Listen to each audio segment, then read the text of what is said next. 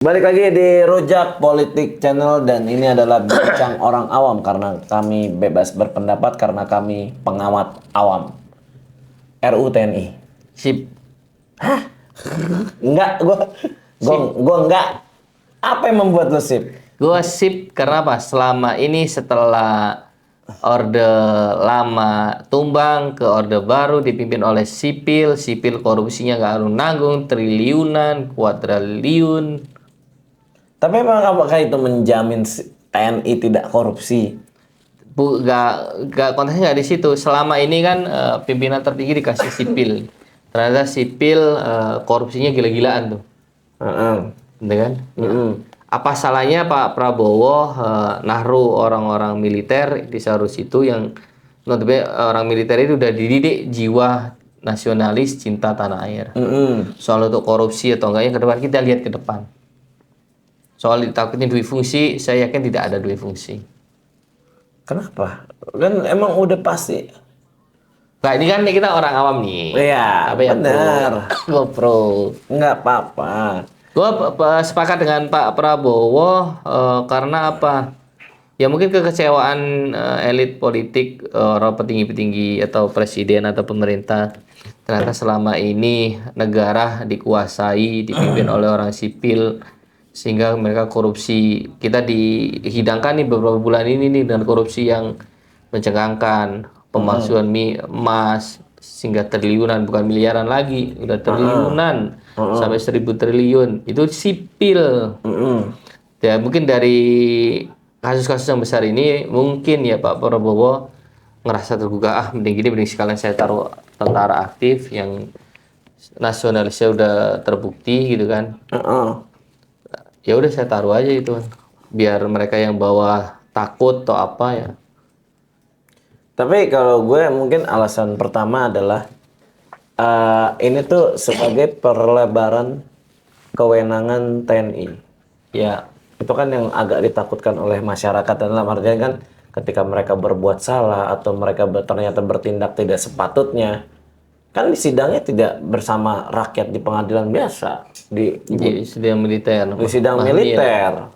Dan itu kan hanya akan menambah kewenangan gitu loh, dan impunitas bagi para aparat yang menjabat tentunya kan. Untuk dia berlaku misalnya gini lah, katakanlah amit-amit gitu loh kan, kebijakan publik ini meresahkan dan dia ternyata memang salah gitu, ini menimbulkan demo gitu kan, terus tiba-tiba ternyata ditemukan korupsi gitu kan, dia kan tidak diadili bersama rakyat di pengadilan biasa. Iya. Kalau antum pun dapat nanya, misal nih diketemukan dari orang yang dituju Pak Prabowo nih terbukti korupsi, ya pasti yang dirugikan militer. Ya kan, kalau andai kata terbukti ada kasus mereka berbuat gitu kan, pasti militer dirugikan. Tapi ketika ke depan, kita kan belum tahu nih ke depan nanti militer memimpin di kementerian-kementerian yang strategis, yang ini kan spesifik dan konteksnya kan keamanan. Ya kan? Jangan sampai keamanan kita diatur oleh sipil yang tidak paham keamanan negara kan gitu kan. Ini kan ditaruh orang-orang militer yang paham keamanan negara, sehingga kerahasiaannya negara ini, keamanannya terjamin kan gitu kan. Selama ini kan ya dimainkan sama si sipil. Tapi itu yang ditakuti masyarakat juga kan, tadi kan soal keamanan itu kan menjadi bertindaknya menjadi lebih subjektif gitu loh Mas, dalam artian mereka bisa berlaku sewenang-wenangnya karena mereka yang punya kewenangan itu. Dalam artian adalah menindak dan keamanan itu kan yang punya kan juga TNI gitu loh. Sehingga ketika mereka yang salah, tapi kan impunitasnya jadi lebih bertambah karena kan tenang aja gue kan di militer. Gimana tuh? Iya, kalau balik lagi tadi itu kita ini diskusi ya, hanya sudut pandang yang beda aja. Misal nih pimpinan salah satu kementerian yang dipimpin oleh militer berbuat salah atau korupsi lah kan gitu kan.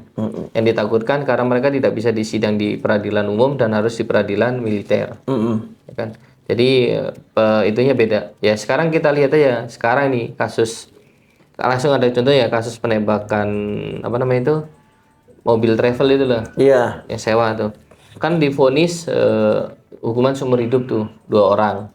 Satu prajurit dihukum 4 tahun kalau nggak salah. Tetap tiga-tiganya dipecat dari kesatuan.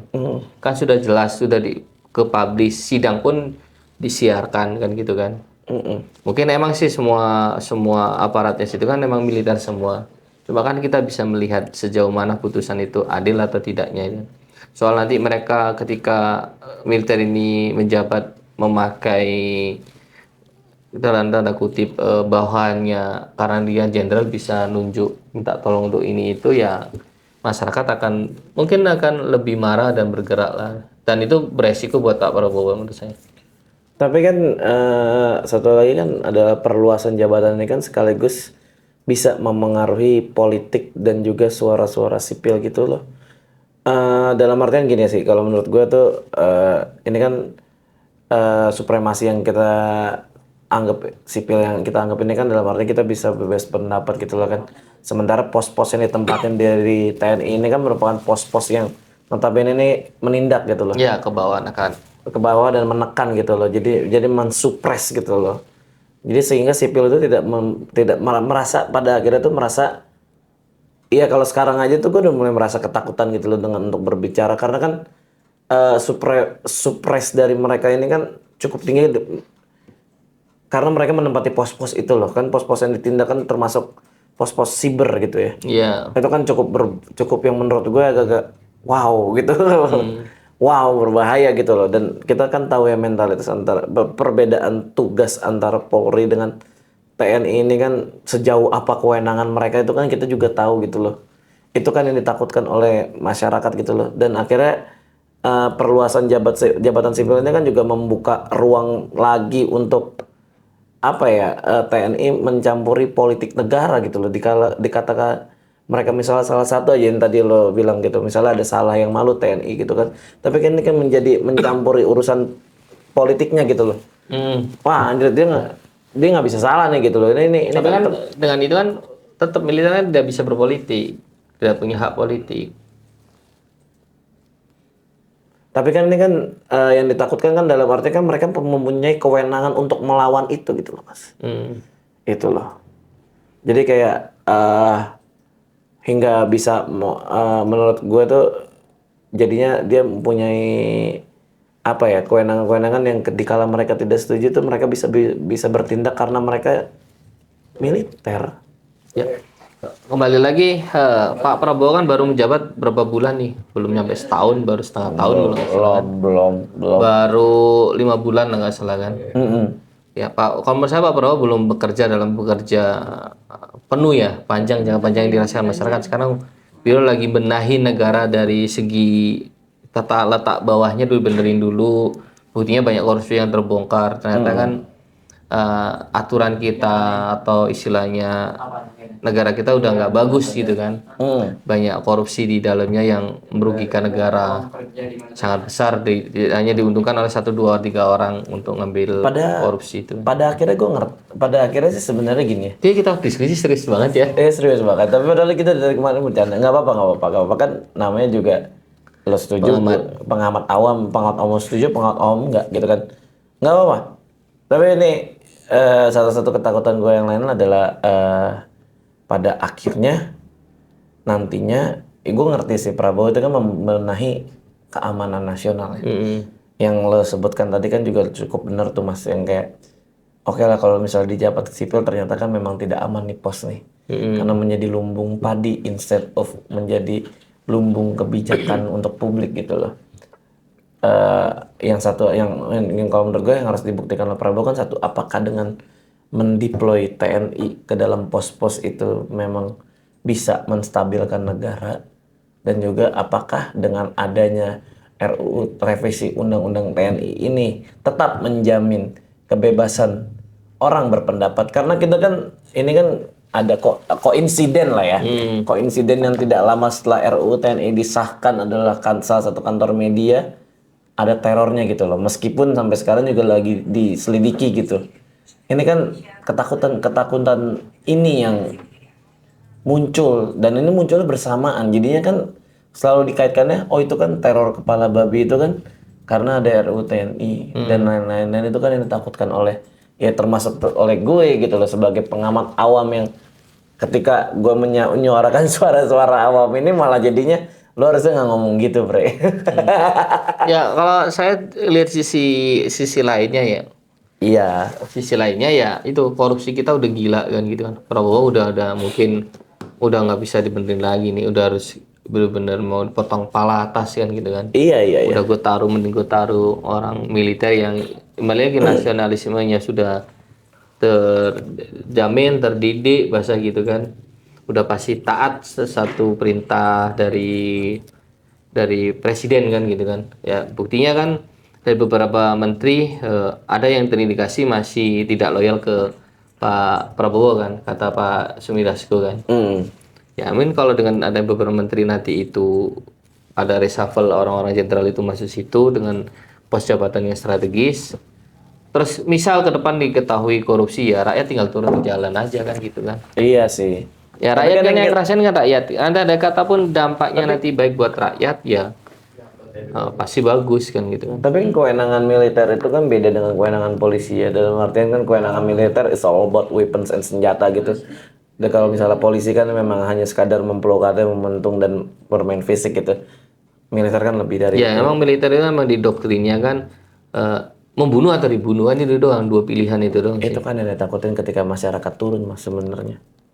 Nah, jadi kalau menurut gue mungkin ending diskusi kita tuh adalah pro kontra RUU TNI ini. Nah, yang satu dibuktikan adalah satu adalah keamanan negara apakah memang benar terjamin. Ya kan gitu. Belum terbukti kan. Nah, itu kan. Itu juga masih nunggu. Kan Kan sebagai ditakutkan ya. sebagai masyarakat awam dan kita juga pengamat awam. Ini kan yang kita kita mainkan kan hanya wait and see dan juga mendengar gitu. Kedua kan adalah masalah kebebasan sipil. Lagi-lagi apakah ini dia akan menyerang ranah sana apa enggak? Karena pos yang dipegang oleh TNI ini melebar sampai siber loh. Nah, ini kan juga cukup menakutkan gitu bagi masyarakat. Yang ketiga adalah menjamin semuanya bahwa TNI bertindak sebagai layaknya menteri gitu. Ya, kan tetap nanti kan yang tidak kan bukan ABRI kan, tetap kan ada kepolisian, kejaksaan ketika ada orang yang bersalah kan gitu kan. Bukan TNI yang turun, nanti tidak. Jadi kan tetap walaupun dijatuh oleh TNI, kita ada kata kesalahan ada di bawah, kan TNI nggak bisa ikut campur. Kan bukan wilayah dia, bukan tupoksi dia. Ya, TNI tetap sebagai itunya ada keamanan kan gitu kan. semoga tupoksi itu tetap dijalankan ya. Iya. Dalam artinya kan kita kan juga berranah di siber nih gitu kan. Dan ini kan cukup Ya kan sama aja, mau cyber dari sipil, mau dari TNI, mau Polri, juga penindaknya kan bukan dari TNI. nah, cuman kan ada yang kalau gue satu lagi mungkin pesan yang gue harapkan adalah ketika ada revisi undang-undang TNI ini gue harap TNI tidak anti kritik. Iya. Itu sih wajib ya. Karena ketika lo meskipun lo TNI dan lo kan TNI juga kan nge-serve buat rakyat dalam artian melindungi gitu. Nah, yang biasa dipertanyakan kan lo melindungi siapa nomor satu. Kedua, lo melindungi buat apa gitu kan. Nah, gue harap sih itu tidak terus menjamin bahwa publik tetap aman meskipun lo ada di atas gitu loh. Itu aja Ya, sih. kalau saya sih tinggal kita lihat aja hasilnya. Itu. Lah Prabowo juga belum setahun sih. Ya, Benar. saya itu Gua udah sepakat jangan buru-buru. Pak Prabowo itu baru. Sekarang itu lagi Ya meskipun cari pengamat awam saya. Beliau lagi beberes saja, lagi bersih-bersih pelan-pelan. kalau menurut gue sih mudah-mudahan emang benar apa yang lo ngomong ya, karena jujur ketakutan itu muncul sama gue. Satu, ketika itu disahkan. Kedua, teror-teror itu udah mulai ada. Ya, kalau mungkin teror-teror itu bagian dari, bisa jadi itu bagian dari orang yang ingin menakut-nakutin, yang jadi korbannya TNI terpojok, sedangkan tidak ada dari pihak TNI, dan mungkin dia nggak ada kepentingan lah mereka lah. Apalagi kan ketika Bisa jadi itu dari korupsi, para koruptor itu serangan balik kan gitu kan, serangan balik model gitu. apalagi kan yang kita tahu kan ketika militer sudah memasuki ranah pemerintahan ini kan sangat tidak ini loh mas, sangat tidak akrab dengan investasi dan apa-apa itu kan. sebuah Ya itu balik soal keilmuan. Kalau seorang menteri atau seorang pejabat, tetap dia kan punya staf ahli, orang-orang yang ahli di bidang itu kan. iya, iya, Ya berharap putusan mereka paham soal itu kan. Walaupun sebelumnya dia kan sekarang lagi di pendidikan kan, lagi ada pendidikan di beberapa perguruan tinggi yang ngisi ya, iya banyak lah itu. keilmuannya kan gitu kan. Banyak. Mereka kayak di retret lagi kan, di Iya, cut lagi. retret yang benar-benar kayak kuliah cepat, eskalasi cepat kan gitu kan. Ya balik lagi, jangan buru-buru menghakimi Pak Prabowo. Saya sampai detik ini sih meyakinin Pak Prabowo peduli kepada rakyat dan beda sama sebelumnya kan gitu kan. Ya kita nggak usah bahas sebelumnya lah. Iya, iya kan beda. Ini Pak Prabowo baru berapa bulan. Beberapa bulannya banyak kasus korupsi yang terbuka. Ya itu menurut saya masih ada andil Pak Prabowo di dalamnya itu. Korupsi sehingga terbongkar kan gitu. Terus yang kedua ya Pak Prabowo ingin apa? Memperbaiki bangsa ini kan, ingin melihat rakyat Indonesia makmur. Ya sekarang korupsinya gila-gilaan kata Pak Prabowo. Caranya apa? Ya tunggu aja baru berapa bulan Pak Prabowo cuy. Walaupun saya dulu bukan pendukung Pak Prabowo ya, saya pendukung Pak Anies ya. Tapi kalau ngelihat sekarang sih, bisa jadi isu yang jelek negatif itu ditimbulkan oleh orang-orang para koruptor. Karena koruptor itu pasti ada namanya itu serangan balik. Ini orang awam nih ngomong. Ada serangan, ada serangan balik lah istilahnya gitu kan. Nah, pasti dengan dia bisa nyerang individu, bikin isu atau bayar narasi ke orang lain atau apa. Koruptor nggak tenang tuh pasti ya. Gitu. Kita tunggu aja ke depan reshuffle. Kan udah muncul beberapa list jenderal yang akan mengisi kan. Kita tunggu apakah gebrakan itu benar-benar teruji dan bermanfaat buat rakyat Indonesia. Dan Kalau gue lebih ke ini sih, mungkin penutup katanya lebih kepada kayak ya sudah, undang-undang kan sudah disahkan. Udah jadi undang-undang kan ya? iya, udah undang. Udah revisi itu udah disahkan lah. Iya. Undang-undang itu. Dan memang kan kalau gue tuh selalu nyebut ke teman-teman gue adalah Kita tunggu hasil. Kita tinggal tunggu hasilnya aja. kita cuma bisa nunggu hasil karena sepertinya ini selalu yang gue katakan ke teman-teman gue adalah selama 5 tahun ke depan yang kita lihat adalah keributan yang di atas gitu. Kita tuh sebenarnya kalau misalnya ribut ya mau gimana gitu. Cuman balik lagi sih kalau gue ya sudah, kalau memang disahkan gue harap kebebasan sipil tetap dijaga. Karena kan sampai saat ini berita tentang demo RU itu masih terus berjalan. Iya, terus Kadang berjalan mengarah kepada tindak kekerasan yang 98. ya lebih warna-warnanya gitu, cuman skalanya di kota-kota kecil lah. Di kota-kota yang gaungnya tuh nggak banyak gitu loh. Demo itu kan merupakan salah satu bentuk masyarakat bersuara. Ya karena dilindungi oleh undang-undang. Dilindungi oleh undang-undang dan menurut gue sih mudah-mudahan itu yang dijaga. Tidak ada represi lah dari suara-suara rakyat termasuk di bidang-bidang yang arahnya siber gitu. Karena kan kita kan ini kan dunia sendiri ya dan ini kan bebas banget. Gue harap sih itu tetap dihargai sebagai kritik bukan sebagai tanda perlawanan gitu loh. Apalagi yang kita hadapin kan sekarang megang senjata. Iya, kan mereka ngantor gak bawa senjata, Pi. Mereka kan nggak pakai dinas militer. Mudah-mudahan. Iya kan. Kita lihat aja nih apakah mereka akan berdinas. Ya kita lihat aja. Militer. Balik lagi kan kalau kita pengawal awam kita lihat aja. Iya. Ada kata sipil pun yang jadi pejabat, menteri, tetap mereka kan dikawal orang-orang yang bersenjata. Iya sih. Bedanya di mana? Hanya bedanya pimpinannya bawa senjata sama pimpinannya belum bawa senjata. Tapi kan ajudannya semua ada senjata. Di mobil pun kanan kirinya ada senjata tuh. Kita tunggu aja lah. Mending kita tunggu karena Pak Prabowo baru berapa bulan. Kita lihat nih, kan baru dirasakan ada MBG yang pro kontra dengan itu yang bilang apa? kepalanya Timnas kurang bergizi gitu. Jadi makanya empek-empek ya. Batagor. Yang lebih penting menurut saya sih dari Pak Prabowo ini, Pak Prabowo kan gede gemuk tuh koalisinya itu, menterinya ada banyak. Dan hampir mayoritas itu kan, hampir sebagian besar itu kan orang-orangnya Jokowi kan gitu kan. Ya rakyat mungkin hanya ingin coba apa hilangkan orang-orang itu, rekrutlah orang-orang yang punya integritas, punya nama besar yang benar-benar punya keilmuan lah di bidang itu, bukan orang-orang yang politik yang tidak paham ilmunya duduk di situ. Contohnya Budiari, Ketua Projo, duduk di kementerian sebelumnya sekarang udah terbukti itu korupsi pengadaan Kominfo kan ya. Sekarang jadi Komdigi. Kebayang itu kan tuh sipil, ada nggak paham gitu. Ya banyak sih contoh-contohnya sih orang-orang yang nggak kompeten di bidangnya. Ya kalau saya pribadi berharap Pak Prabowo pos-pos kementerian atau badan yang orang-orang itu nggak kompeten, udah singkirin aja Pak, kasih orang-orang yang benar-benar punya ilmu dan pengalaman dan punya dedikasi untuk negara yang bagus. Yang Terlepas mesti dia dari gitu. TNI atau bukan ya?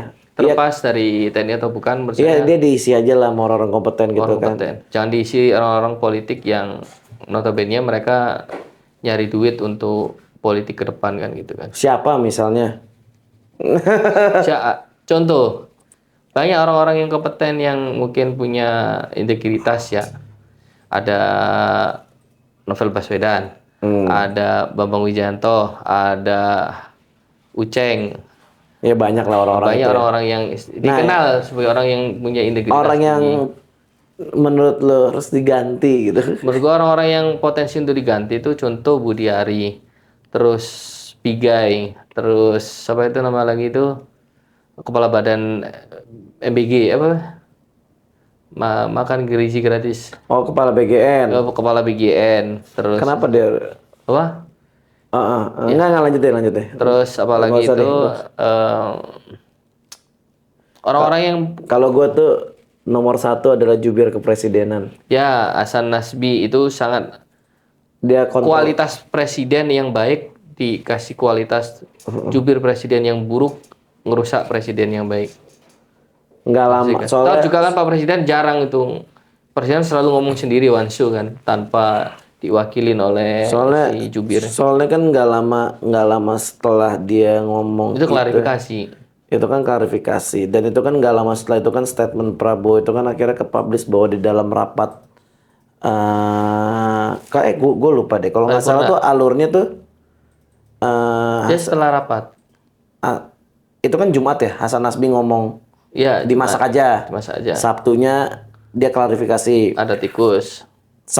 Jumat siangnya kalau lo mau tahu adalah Prabowo sudah minta bahwa komunikasi publik pejabat tuh harus diperbaiki. Ya. Menurut saya sih Yang dilakukan Pak Prabowo tuh ya statement terlepas dari apapun statement Pak Prabowo soal komunikasi publik pejabat harus diperbaiki itu bener banget. iya dan Cenderung cuek dan meresahkan kadang-kadang soalnya. minornya kurangnya dari dari pemerintah Pak Prabowo itu komunikasi yang buruk. Itu Punya kebijakan harusnya ada orang yang ahli komunikasi, banyak tuh orang-orang yang punya komunikasi yang bagus tuh, yang doktor komunikasi lah. Kita nggak bisa nyebut orang-orangnya kan. Yang kompeten untuk menjelaskan ke bawah kan gitu kan. Sebelum bikin kebijakan atau bikin apa, bikin paham dulu masyarakat nih. Sampai ke bawah dulu, masyarakat paham nih ada kebijakan ini ke depan nih ya. Jangan ujuk-ujuk langsung bikin kebijakan gitu. Dan pesannya sampai, jangan cuma bikin kebijakan rapat di perwakilan daerah nggak nyampe, itu nggak bisa anggaran yang dan ada. cara pejabat publik kita menjawab keresahan publik pun juga menurut gue sampai sekarang bener. seenaknya. Jadi itu tuh. Jadi terlepas dari TNI atau bukan, terlepas dari pro kontra diskusi kita tadi ya. Menurut gue emang Prabowo tuh emang ya kalau menurut gue sih mungkin ini adalah upayanya dia dalam membereskan masalah-masalah negara ya.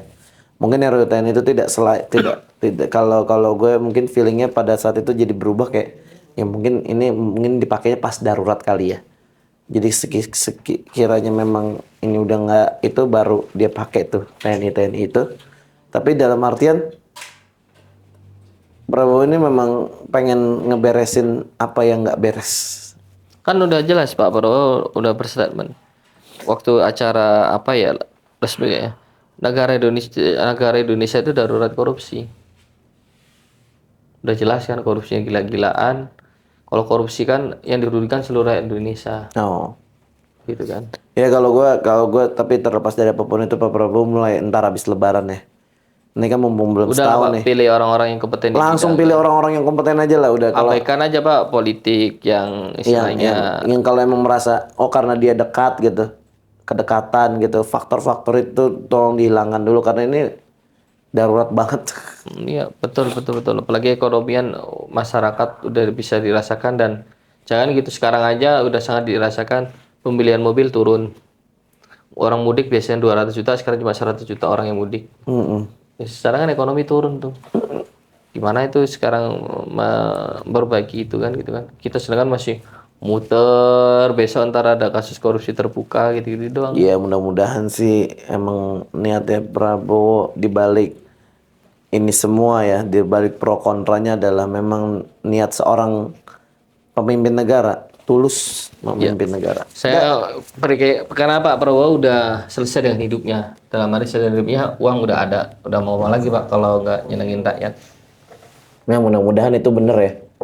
Balik lagi, kita dari dua pengamat awam, kita sudahi dulu nih. Diskusi Ya, kita karena udah udah terlalu azan. panjang nih. Dan udah azan asar.